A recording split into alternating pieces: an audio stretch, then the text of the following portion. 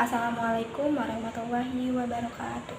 Perkenalkan, nama saya Nurul Aulia, NPM 41182109240088.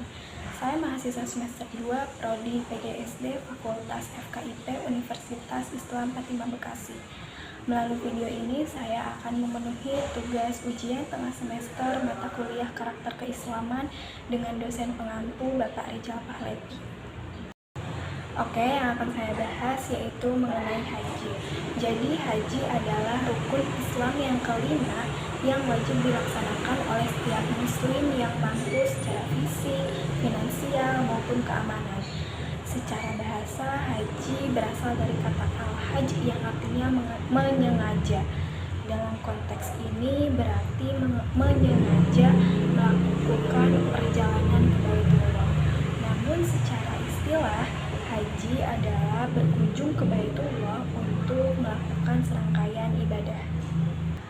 Ada pula macam-macam haji, yaitu haji qiran, haji ifrad, dan juga haji tamattu. Yang pertama ada haji qiran. Haji qiran adalah seseorang berihram dengan umroh pada bulan haji, kemudian memasukkan haji ke dalamnya sebelum tawaf. Jadi artinya seseorang dikatakan melaksanakan haji dengan cara qiran ketika ia melaksanakan ibadah haji dan ibadah umroh digabung dalam satu niat dan juga satu gerakan secara bersamaan sejak mulai berihram. Baik, yang kedua ada haji ifrad. Dalam istilah ibadah haji, ifrad berarti memisahkan antara ritual ibadah haji dan juga ibadah umroh, sehingga ketika mengerjakan ibadah haji tidak tercampur atau tidak bersamaan dengan ibadah umroh. Jadi sederhananya adalah orang yang melaksanakan ibadah haji dengan cara ifrad adalah orang-orang yang mengerjakan ibadah haji saja tanpa ibadah umroh. Baik, yang terakhir ada haji tamattu. Dalam praktiknya, haji tamattu ini adalah ketika seseorang berangkat ke tanah suci pada bulan haji lalu berihram dari mikot dengan niat melaksanakan ibadah umroh, bukan melaksanakan ibadah haji. Lalu sesampainya di Mekah, dengan menyelesaikan ihram, kemudian berdiam diri di kota Mekah sambil menunggu datangnya hari Arafah, kemudian ia melaksanakan ibadah haji. Baik, mungkin cukup sekian pembahasan materi mengenai haji yang saya sampaikan. Pembahasan selanjutnya akan disampaikan oleh teman saya. Assalamualaikum warahmatullahi wabarakatuh. Perkenalkan, nama saya Cindy Natasha Aulia dari kelas paralel 2 dengan NPM 41182192400076. Tujuan saya membuat video ini adalah untuk memenuhi tugas ujian tengah semester karakter keislaman yang diampu oleh Bapak dosen Rijal Pahlevi. Saya dari kelompok 1, saya akan menjelaskan materi tentang rukun haji dan rukun umroh. Jadi, rukun haji itu adalah sesuatu yang wajib dilakukan dalam ibadah haji karena berpengaruh pada keabsahan ibadah haji itu sendiri. Dan jika rukun haji tidak dilakukan, maka ibadah haji itu tidak sah.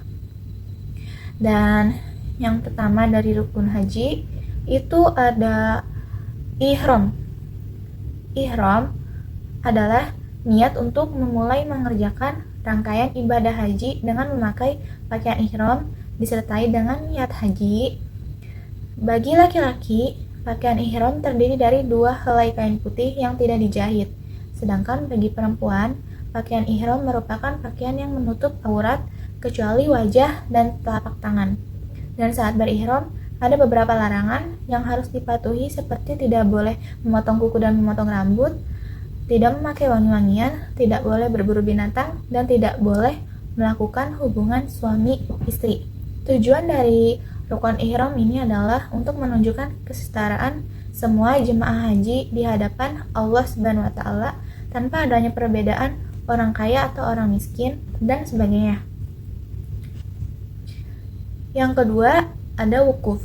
Wukuf adalah ritual untuk berdiam diri, tidak hanya berdiam diri dan tidak memikirkan apapun, namun ketika masa wukuf dianjurkan hendak Selanjutnya berzikir dan berdoa di padang Arafah dari matahari terbenam sampai matahari terbit. Wukuf itu dilaksanakan pada tanggal 9 Zulhijjah sampai 10 Zulhijjah. Dan wukuf merupakan rukun yang paling agung dalam haji. Yang ketiga ada tawaf. Tawaf adalah mengelilingi Ka'bah atau Baitullah sebanyak 7 kali dalam keadaan suci yang diawali dari Al-Hajar Aswad, dan orang yang tawaf harus memposisikan Ka'bah di sebelah kirinya dan memulai dari Hajar Aswad tepat lurus dengan seluruh badannya saat berjalan. Dan seandainya orang yang tawaf memulai tawafnya dari selain Hajar Aswad, maka tawaf yang dilakukan itu dianggap tidak sah. Dan selama tawaf, jamaah tidak diperbolehkan untuk makan, tetapi dibolehkan untuk minum, karena selama tawaf bisa kelelahan atau dehidrasi karena berdesak-desakan dengan banyak orang. Untuk jamaah laki-laki dianjurkan untuk memutari Ka'bah pada 3 sirkuit awal dengan langkah yang cepat. Sisanya bisa berjalan dengan santai.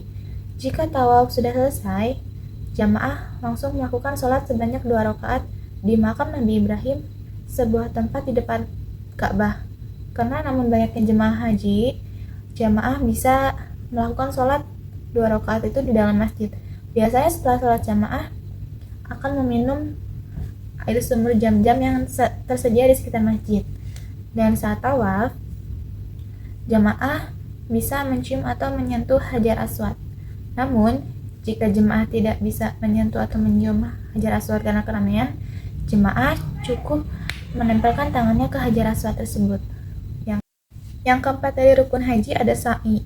Sa'i adalah berjalan atau berlari-lari kecil antara Bukit Safa dan Marwah sebanyak 7 kali dan dilakukan setelah tawaf. Berdasarkan firman Allah Subhanahu wa taala yang artinya sesungguhnya Safa dan Marwah adalah sebagian dari syiar-syiar Allah. Maka barang siapa yang menunaikan haji ke Baitullah atau umroh, maka tidak ada dosa baginya untuk melakukan tawaf atau sa'i antara keduanya. Dan barang siapa yang dengan sukarela mengerjakan kebajikan, maka sesungguhnya Allah Maha mensyukuri lagi Maha mengetahui. Quran Surat Al-Baqarah ayat 158. Dan jarak antara Bukit Safa dan Marwah kurang lebih sekitar 400 meter, atau total jarak sa'i itu sekitar 2,8 km. Dan dalam pelaksanaan sa'i ada beberapa hal yang disunahkan, seperti bagi laki-laki berjalan tanpa alas kaki kecuali ada ujur sa'i. Yang kedua ada suci dari hadas kecil maupun besar. Yang ketiga memperbanyak bacaan doa. Dan yang keempat khusyuk dan tidak bercakap-cakap. Yang kelima dari rukun haji ada tahallul. Tahallul adalah mencukur atau memotong rambut. Tahallul dilakukan setelah melontarkan jumrah akobah pada tanggal 10 Zulhijjah. Tahallul menandai berakhirnya ihram dan diperbolehkannya melakukan beberapa hal yang sebelumnya dilarang selama ihram.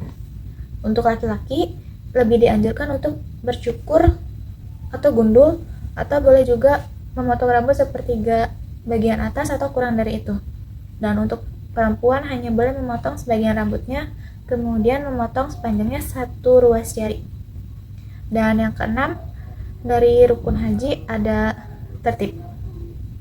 Maksud dari tertib ini adalah melaksanakan rukun haji secara berurutan sesuai dengan urutan yang telah ditetapkan. Rukun haji harus dilakukan secara tertib, tidak boleh mendahulukan atau mengakhirkan salah satu rukun tanpa alasan yang dibenarkan oleh syariat. Tertib merupakan syarat sahnya ibadah haji. Jika salah satu rukun haji tidak dilaksanakan secara tertib, maka ibadah hajinya tidak sah atau harus diulang kembali pada tahun berikutnya. Selanjutnya, di sini saya akan menjelaskan rukun umroh. Rukun umroh terdiri dari beberapa tindakan yang wajib dikerjakan. Dan jika salah satu rukun ditinggalkan, maka umrohnya tidak sah. Rukun umroh itu sama dengan rukun haji, namun ada beberapa yang berbeda.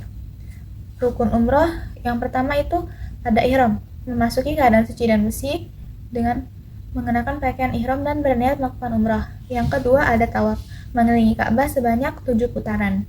Yang ketiga ada sa'i, berlari-lari kecil antara Bukit Safa dan Marwah sebanyak 7 kali.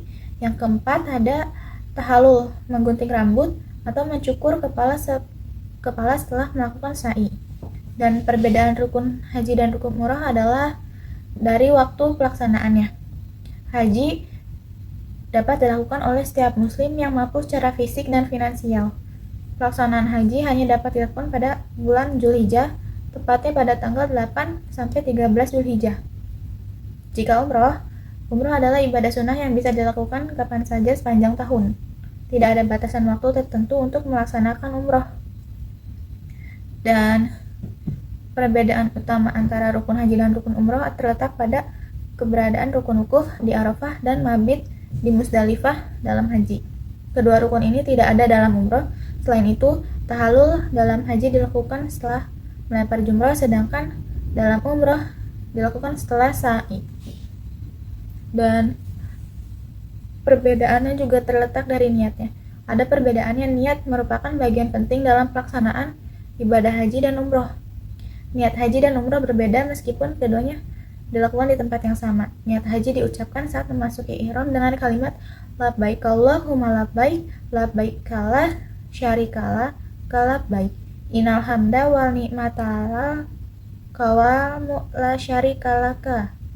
Dan niat umroh diucapkan ketika saat memasuki ihram dengan kalimat labbaik la syarikalaka labbaik, innal hamda wa ni'mata laka wa la syarikalaka umrota. Sekian materi tentang rukun haji dan umroh dari saya. Kurang lebihnya mohon maaf. Wassalamualaikum warahmatullahi wabarakatuh. Assalamualaikum warahmatullahi wabarakatuh. Perkenalkan, nama saya Nabila Arsagita, NPM 41821092400075.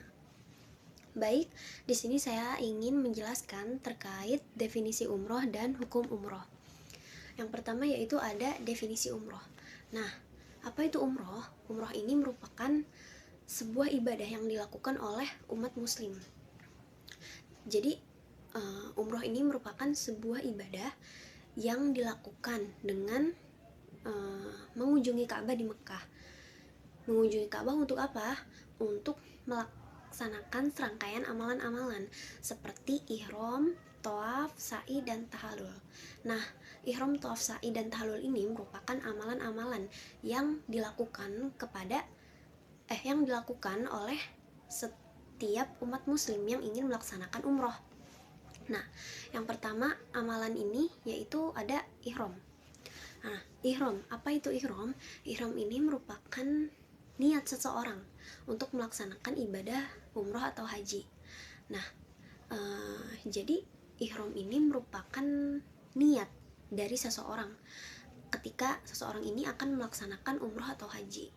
Nah, ketika seseorang sudah berniat berihram gitu, maka seseorang ini sudah terikat dengan ketentuan dan larangan-larangan berihram. Apa saja ketentuan dan larangan berihram? Nah, larangan berihram itu contohnya seperti kalau perempuan itu tidak boleh memakai cadar atau penutup. Terus kalau laki-laki tidak boleh memakai penutup juga. Lalu tidak boleh memotong kuku, memotong yang lain gitu. Dan masih banyak lagi terkait larangan-larangan berihram. Lalu yang kedua yaitu ada tawaf. Nah, apa itu tawaf? Tawaf ini merupakan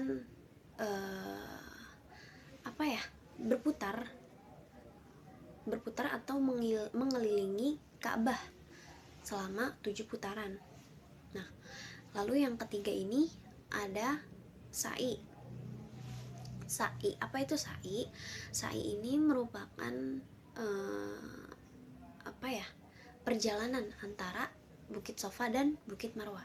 Itu seperti berlari-lari kecil atau berjalan sebanyak 7 kali putaran dan antara Bukit Sofa dan Bukit Marwah.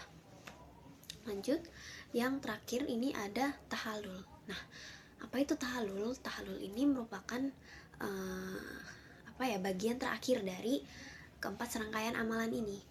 Jadi seseorang ini dapat dikatakan sah umrohnya apabila seseorang ini melakukan 4 serangkaian amalan ini gitu. Jadi tahallul ini bagian terakhir dari serangkaian amalan-amalan ini gitu. Tahallul itu seperti apa? Seperti memotong atau mencukur sebagian rambut kepala. Bagi laki-laki disunahkan untuk mencukurnya sebanyak 3 kali. Dan setelah itu umroh ini sering disebut juga sebagai haji kecil.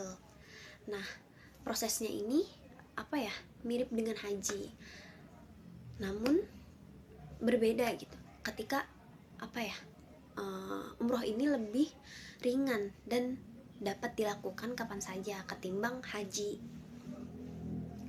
Nah, kalau haji itu kan terbatas pada bulan Zulhijjah. Kalau umroh ini bisa dilakukan kapan saja. Dan terkait hukum, lanjut yang penjelasan kedua yaitu hukum umroh. Nah, hukum umroh di sini mempunyai hukum sunnah. Jadi umroh ini kebalikan dari haji. Kalau haji ini kan mempunyai hukum wajib ya, wajib bagi setiap umat muslim yang mampu melaksanakan haji. Nah, kalau umroh ini mempunyai hukum sunnah, yang dimana sunnah ini mempunyai penjelasan ketika kita melakukannya kita akan mendapatkan pahala. Nah, ketika kita tidak melakukannya maka kita tidak mendapatkan dosa gitu. Lalu adapun